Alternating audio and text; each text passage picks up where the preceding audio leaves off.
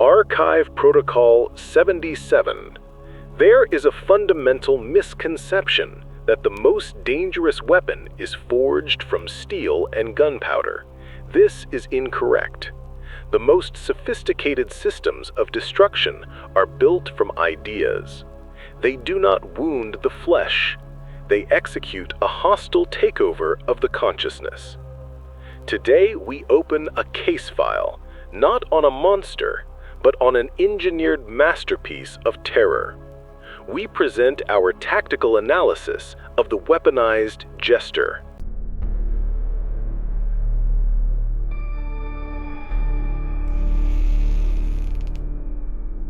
The subject of our analysis, the town of Derry, Maine, during the 1988-1989 operational cycle. To the casual observer, it is a quintessential American town, languishing in the summer heat.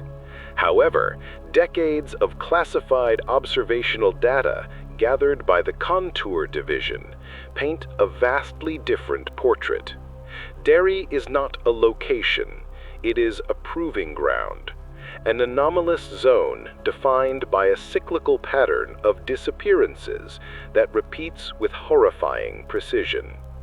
Every 27 years, the town is seized by an epidemic of violence and loss, which then recedes as inexplicably as it began.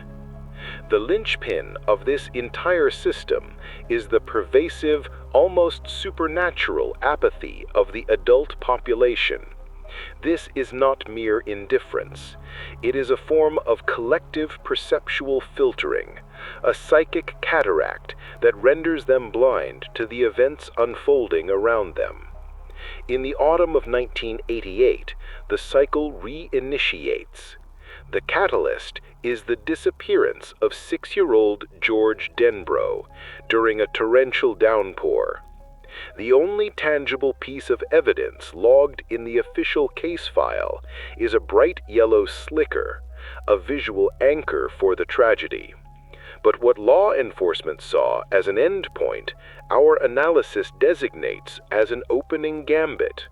The signal had been sent. The weapons system, known by the designation Pennywise, was now active. This report will intentionally disregard the entity's metaphysical origins. Cosmic turtles and macroverses are, for our purposes, data noise that obfuscates the primary threat. To comprehend the weapon, we must disassemble its mechanism. We assess Pennywise not as a biological entity, but as a highly advanced combat system, and its visible form as a perfectly calibrated interface for psychological warfare. The selection of a clown form is not arbitrary. It is a stroke of tactical genius. The system weaponizes the innate human fear of the uncanny valley, the cognitive state where an object is familiar enough to be recognized, but different enough to trigger profound unease and revulsion. The clown's fixed smile is a mask hiding unknowable emotions. Its jerky, unpredictable behavior directly contradicts the promise of childish amusement. It is the perfect vector for generating cognitive dissonance, prying open the mind of the target. An archival analysis of the weapon's manifested costume confirms the design hypothesis. The entity's physical appearance combines elements from disparate historical eras: medieval, Renaissance, Elizabethan, and Victorian. For the analyst, this is not mere aesthetics, it is encoded psychological messaging. The Elizabethan ruff hints at a chaotic court jester unpredictability. The Victorian tailoring evokes an era of repressed horrors and grim secrets. The overall effect projects a sense of timelessness and ancient authority. The weapon visually broadcasts a core message: I am immortal. I am inescapable. your struggles are temporary and meaningless. The color palette is another component of the protocol. Bright, festive hues create a false sense of security, an alluring beacon for a child's attention. But the protocol's dominant color is red. The single red balloon is not a toy. It is a targeting marker, a signal indicating that the weapon is in its active hunting phase. It appears only when the target's own defense systems, logic, parental oversight, common sense have already been compromised. It is the last friendly object the victim will ever see. Beneath the user-friendly interface lies a suite of unique physical capabilities, which we classify as the weapon's hardware. These features are designed less for physical destruction and more for the complete and total annihilation of the target's worldview. The primary capability is independent ocular control, a feature documented during the observation of the entity's physical manifestation through the operative Bill Skarsgård. When one eye maintains direct contact with the victim and the other drifts away, it induces a sensory overload. The target's brain cannot process two contradictory points of focus, leading to confusion, panic, and a critical failure of rational thought. It is a denial of service attack on the victim's perceptual faculties. Next, we analyze its anomalous flexibility and motor functions.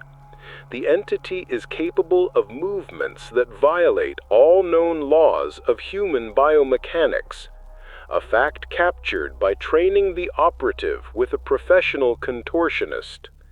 Its sudden, broken, insect-like scuttles instantly signal to the victim's primal brain that it is confronting something utterly alien. It is not human, it is not animal, it is an other against which the human species has no evolved defense protocol. Finally, the system's ultimate hardware argument, the jaw structure. Multiple rows of sharp, predatory teeth. A key detail from the operational report notes that the prosthetics used to simulate this feature caused constant, uncontrolled drooling in the operative. We do not assess this as a mere side effect.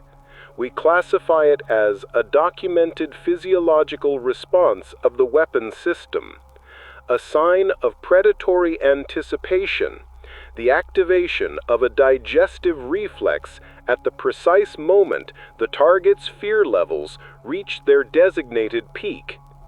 This is the true face of the weapon, revealed only when the psychological softening is complete. The weapon does not attack randomly. It operates on a clear, repeatable algorithm. Step 1. Vulnerability scan. The entity performs a psychic probe of the target's mind, identifying the key psychological weakness. It seeks out the most potent source of trauma or anxiety. This could be a pathological fear of illness, as with Eddie Kasprak, a past trauma, as with Beverly Marsh's abusive father, a fear of historical tragedy, as with Mike Hanlon, or a deep-seated existential dread, as with Stanley Uris and the distorted figure from the painting. Step 2. Tret personalization. The system does not use a generic monster form. It adapts, shape-shifting into a perfect avatar of the target's greatest fear. The leper, the headless boy, the charred hands reaching from a locked door. Each manifestation is a precision-guided psychological munition, custom-built for a single user. This is its key advantage over primitive predators. It doesn't just frighten, it proves to the victim that it knows their most shameful and hidden secrets, creating a sense of absolute violation. Step 3. Isolation. The protocol is maximally effective when the target is alone. Group dynamics diffuse the focus and dilute the fear. Therefore, the entity's primary tactic is to separate one child from the herd. It lures them into derelict houses, shadowy basements, and the labyrinthine sewer system, places where the outside world and any hope of aid ceases to exist. These locations are not random. They are canopted parts of Derry's infrastructure, repurposed as hunting grounds. Step 4. Resource accumulation and harvesting. The climax of the hunt is not the kill. The kill is merely a byproduct. The true objective is the generation and absorption of the maximum possible amount of psycho-emotional energy, which we term fear. The more terrified the victim, the more nutritious the resource. Adults, according to this hypothesis, are unsuitable targets.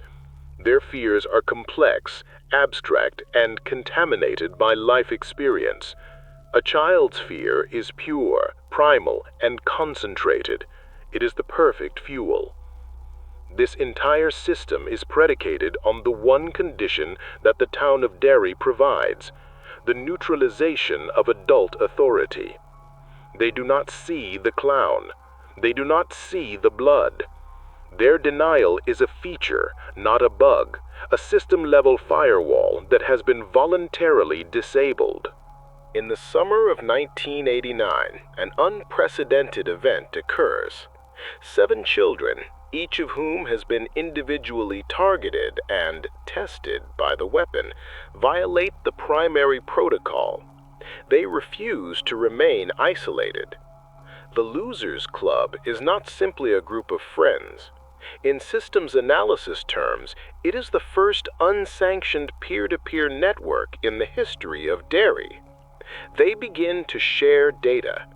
The fear that was a personalized weapon against each of them loses its potency when spoken aloud. When Eddie describes the leper and Bill describes Georgie, they are, in effect, sharing the signatures of the virus attacks. They are building a collective, crowdsourced threat database. Their next step is a stroke of intuitive genius. They discover a fundamental vulnerability in the system's core programming. The weapon materializes what they believe to be real. Therefore, its power is directly proportional to their fear. If they remove their belief in the threat collapses. Their final journey into the sewers is not a desperate raid. It is a targeted hacking attempt. The cistern beneath Derry, a space where the city's rot and decay achieve physical form. The darkness here is oppressive, a tangible substance. The silence is broken only by the rhythmic dripping of water and the distant, disorienting echo of circus music. The air is heavy, thick with the smell of sewage and something else, something sickly sweet. At the center of this subterranean chamber is a mound of discarded toys and clothing, the trophies from decades of hunting cycles. And floating above it, in defiance of gravity, are the missing children. Here the weapon reveals its true, unstable nature. The clown interface begins to glitch, its code destabilized by the unified presence of the children. They are no longer isolated targets. They are a single, multi-node offensive unit. They no longer fear its personalized avatars. The leper, the mummy, the headless boy. These projections flicker and dissolve, finding no emotional purchase. The final confrontation is a psychological execution. Bill Denbrough faces the entity wearing the mask of his dead brother. but his belief is gone. He comprehends the fundamental truth. The thing before him is not his brother. It is not real. It is a hollow projection powered by his own grief. And in that moment, he delivers the key command that forces a system reboot. He informs the system that it is the one that should be afraid. A cascading failure occurs. The system, starved of its primary power source, begins to self-destruct. Its physical form cracks and disintegrates, unable to maintain its integrity. Its retreat into the depths is not a tactical withdrawal. It is an emergency shutdown, a forced hibernation until the next attempted reboot. The blood oath on the riverbank. This is not a childish pact. It is an act of programming. The 7 children, the 7 nodes of the network, create a mutual defense protocol. They install a software patch into their own memories, sealing it with blood, the most potent biological signifier. They know the weapon's hardware remains dormant in the system. If it ever attempts to reactivate after the next 27-year cycle, their collective protocol is designed to trigger an immediate, unified response. The cycle was not ended, it was interrupted. Now you know this story, and this knowledge, like any strange signal, leaves its own trace. Perhaps you felt that same chill. Perhaps you saw something that others missed. Our archive is not just about facts. It is about the feelings they provoke. Share your thoughts below. We read everything. To ensure you don't miss the next signal from the darkness, stay on this frequency. Subscribe. End of transmission.